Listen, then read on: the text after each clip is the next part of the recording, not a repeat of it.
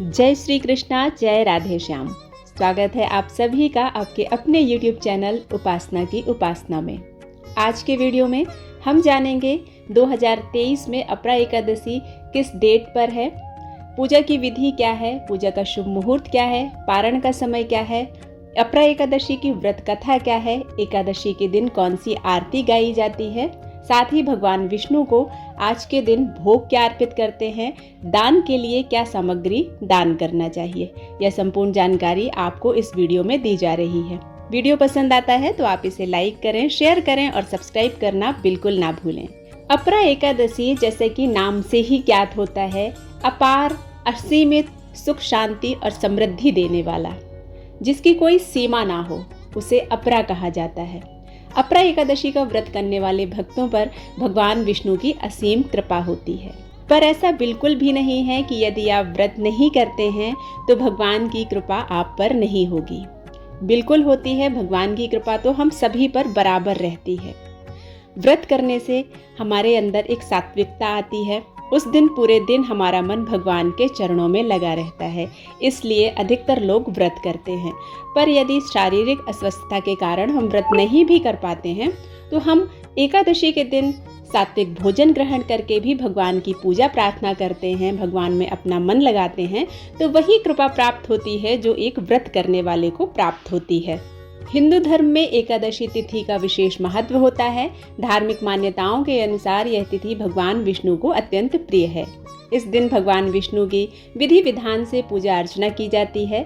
हिंदू पंचांग के अनुसार हर महीने 2 एकादशी तिथियां आती हैं। इस तरह से साल में कुल 24 एकादशी होती हैं और जब अधिक मास होता है तब कुल मिलाकर 26 एकादशी एक वर्ष में होती हैं। ज्येष्ठ मास के कृष्ण पक्ष में पड़ने वाली एकादशी को अपरा एकादशी के नाम से जाना जाता है।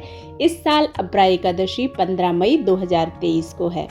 एकादशी तिथि 15 मई 2023 को सुबह 2:46 पर प्रारंभ होगी और 16 मई 2023 को सुबह 1:03 पर समाप्त होगी। अपरा एकादशी व्रत का पारण होगा 16 मई 2023 को। व्रत का पारण का शुभ मुहूर्त है सुबह 6:41 से सुबह 8:13 तक।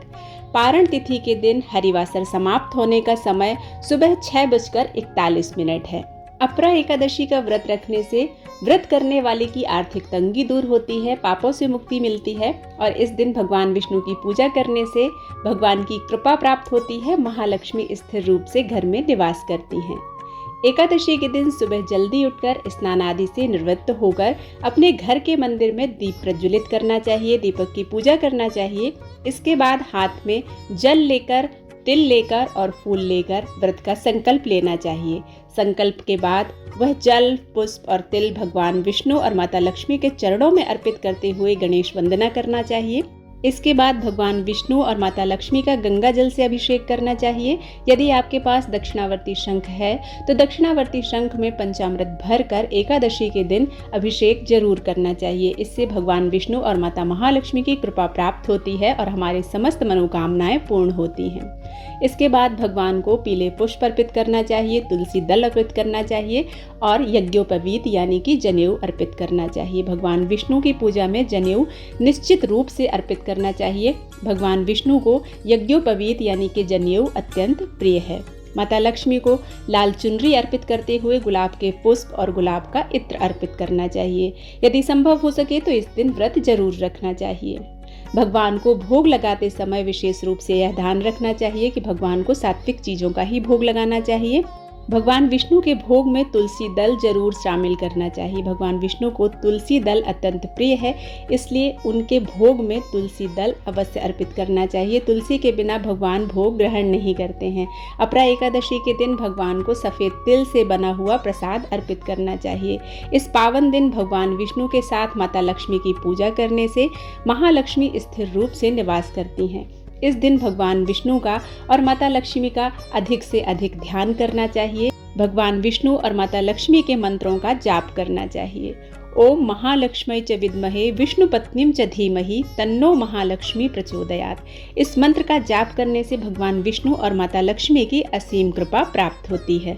इसके बाद अपरा एकादशी की व्रत कथा पढ़नी चाहिए या सुननी चाहिए। कथा के बाद हवन करना चाहिए। यदि बड़ा हवन ना कर सकें तो कम से कम 11 आहुतियों का हवन अवश्य करना चाहिए। एकादशी, अमावस्या और पूर्णिमा पर घर में हवन जरूर करना चाहिए। छोटा ही सही, लेकिन थोड़ा सा हवन करने से घर में सात्विकता आती है, नकारात्मकता दूर होती है और समस्त कार्यों में सिद्धि मिलती है। अपरा एकादशी की पौराणिक कथा के अनुसार युधिष्ठिर जी बोले, हे भगवान जनार्दन, ज्येष्ठ कृष्ण पक्ष की एकादशी का नाम क्या है, उसका फल क्या है और उसकी विधि क्या है, यह सभी कुछ आप मुझसे कहिए। श्री कृष्ण जी बोले, हे राजन, तुमने संसार के हित के लिए बहुत ही सुंदर प्रश्न किया है। यह एकादशी बहुत पुण्यों को देने वाली है। हे राजेंद्र, इसका नाम अपरा एकादशी है। यह अनंत फलों को देने वाली है। जो व्रती अपरा एकादशी का श्रद्धा से व्रत करते हैं वे संसार में प्रसिद्धि प्राप्त करते हैं। हे राजन, अपरा एकादशी का व्रत करने से सब पाप नष्ट हो जाते हैं। जो क्षत्रिय अपने कर्म को छोड़कर युद्ध से भाग जाते हैं वह अपने कर्म से भ्रष्ट होकर घोर नरक में जाते हैं। हे राजन, अपरा एकादशी के व्रत के पुण्य से व्रती निष्पाप होकर स्वर्ग को जाता है। जो शिष्य ज्ञान विद्या ग्रहण कर प्राप्त कर गुरु की निंदा करता है वह बड़े पाप का भागीदार होता है। अपरा एकादशी के व्रत के प्रभाव से सद्गति को प्राप्त होता है। भगवान श्री कृष्ण युधिष्ठिर से कहते हैं, हे राजन, मैं अपरा एकादशी की महिमा कहता हूँ, उसे तुम ध्यान से सुनो। कार्तिक पूर्णिमा को पुष्कर स्नान करने से, माघ में प्रयाग स्नान करने से, काशी में शिवरात्रि व्रत करने से, गया में पिंडदान और पितृ तर्पण करने से, सिंह राशि में बृहस्पति गौतमी स्नान, कुंभ में केदारनाथ के दर्शन करने से जो पुण्य प्राप्त होता है वही पुण्य अपरा एकादशी के उपवास का फल मिलता है। सूर्य ग्रहण में कुरुक्षेत्र में हाथी, घोड़ा, सोना के दान करने से जो फल प्राप्त होता है वही फल मनुष्यों को अपरा एकादशी के व्रत करने से मिलता है। गौ, स्वर्ण, पृथ्वी दान करने से जो फल मिलता है वही फल मनुष्य को अपरा एकादशी का व्रत करने से मिलता है। अपरा एकादशी व्रत पाप रूपी वृक्ष को काटने के लिए, कुल्हाड़ी और पाप रूपी लकड़ी को जलाने के लिए वन की अग्नि के समान है। पाप रूपी अंधकार के लिए सूर्य और पाप रूपी हिरण के लिए सिंह के समान है। हे राजन, पाप से डरे हुए मनुष्यों को अपरा एकादशी का उपवास अवश्य करना चाहिए। जो मनुष्य एकादशी का उपवास नहीं करते वे मनुष्य जल में बुलबुले के समान हैं। अपरा एकादशी का उपवास कर भगवान जनार्दन का पूजन करके मनुष्य सब पापों से छूटकर विष्णु लोक में स्थान प्राप्त करते हैं। अपरा एकादशी की कथाओं को जो मनुष्य श्रद्धा से सुनता है उसके जन्म जन्मांतर के पाप नष्ट हो जाते हैं। भगवान श्री कृष्ण कहने लगे कि हे राजन, यह एकादशी अचला तथा अपरा 2 नामों से जानी जाती है। पुराणों के अनुसार ज्येष्ठ कृष्ण पक्ष की एकादशी अपरा एकादशी है क्योंकि यह अपार धन देने वाली है। जो मनुष्य इस व्रत को करते हैं वे संसार में प्रसिद्धि प्राप्त करते हैं। भगवान श्री कृष्ण कहते हैं, हे युधिष्ठिर, इसकी प्रचलित कथा के अनुसार प्राचीन काल में महिध्वज नामक एक धर्मात्मा राजा था। उसका छोटा भाई वज्रध्वज बड़ा ही क्रूर, अधर्मी तथा अन्यायी था। वह अपने बड़े भाई से द्वेष रखता था। उस पापी ने एक दिन रात्रि में अपने बड़े भाई की हत्या करके उसकी देह को एक जंगली पीपल के नीचे गाड़ दिया। इस अकाल मृत्यु से राजा प्रेतात्मा के रूप में उसी पीपल पर रहने लगा और अनेक उत्पात करने लगा। एक दिन अचानक धौम्य नामक ऋषि उधर से गुजरे। उन्होंने प्रेत को देखा और तपोबल से उसके अतीत को जान लिया। अपने तपोबल से प्रेत उत्पात का कारण समझा। ऋषि ने प्रसन्न होकर उस प्रेत को पीपल के पेड़ से उतारा तथा परलोक विद्या का उपदेश दिया। दयालु ऋषि ने राजा की प्रेत योनि से मुक्ति के लिए स्वयं ही अपरा अचला एकादशी का व्रत किया और उसे इस दुर्गति से छुड़ाने के लिए अपने व्रत का पूरा पुण्य उस प्रेत को दे दिया। इस पुण्य के प्रभाव से राजा की प्रेत योनि से मुक्ति हो गई। वह ऋषि को धन्यवाद देता हुआ दिव्य देह धारण कर पुष्कर विमान में बैठकर स्वर्ग को चला गया। हे राजन युधिष्ठिर, यह अपरा एकादशी की कथा मैंने लोकहित के लिए कही है। इसे पढ़ने अथवा सुनने से मनुष्य के सभी पापों से मुक्ति मिलती है। अपरा एकादशी के दिन पीपल वृक्ष की पूजा करना चाहिए। पीपल वृक्ष में भगवान श्री हरि विष्णु का निवास रहता है। एकादशी के दिन पीपल की पूजा करने से पितरों को तृप्ति प्राप्त होती है। घर से पितृदोष दूर होते हैं। पितरों की कृपा से जीवन के सभी कार्य निर्विघ्नता के साथ सिद्ध होते हैं। एकादशी माता की आरती। ओम जय एकादशी माता मैया, जय एकादशी माता। विष्णु पूजा व्रत को धारण कर शक्ति मुक्ति पाता। ओम जय एकादशी माता।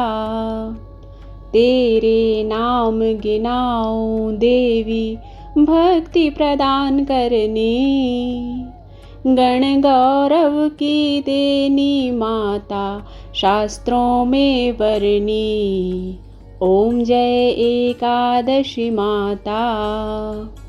मार्गशीर्ष के कृष्ण पक्ष की उत्पन्ना विश्वतारिणी जन्मी। शुक्ल पक्ष में हुई मोक्षदा मुक्तिदाता बन आई। ओम जय एकादशी माता। पौष के कृष्ण पक्ष की सफला नामक है। शुक्ल पक्ष में होए पुत्रदा आनंद अधिक रहे। ओम जय एकादशी माता। नाम षट तिला माघ मास में कृष्ण पक्ष आवे। शुक्ल पक्ष में जया कहावे, विजया सदा पावे। ओम जय एकादशी माता।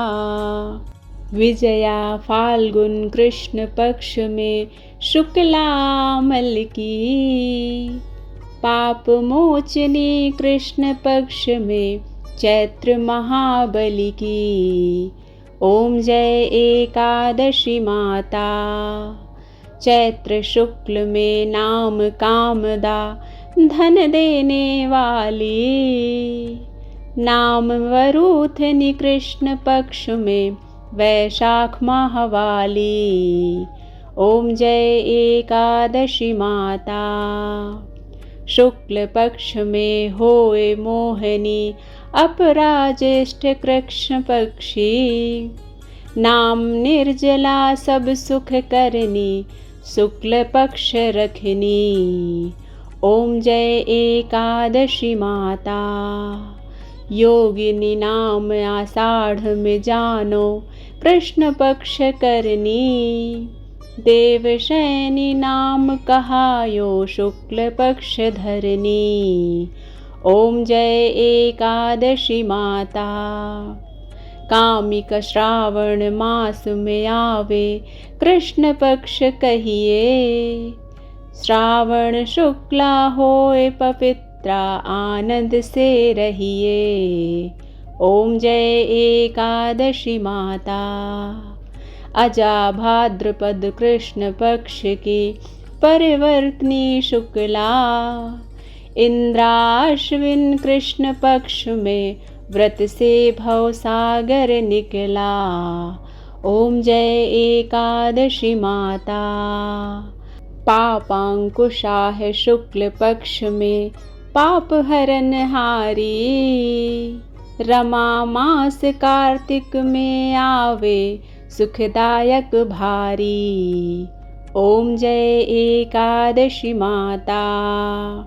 देवोत्थानी शुक्ल पक्ष की दुखनाशक मैया।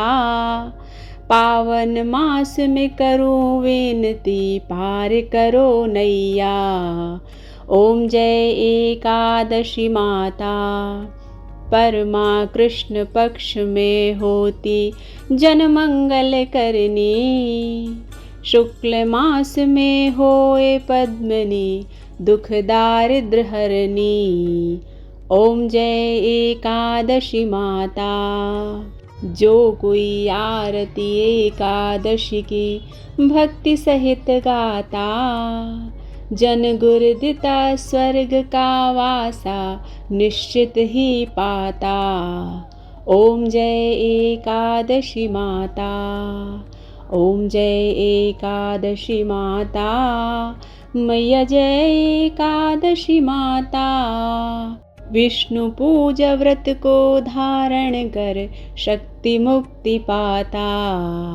ओम जय एकादशी माता।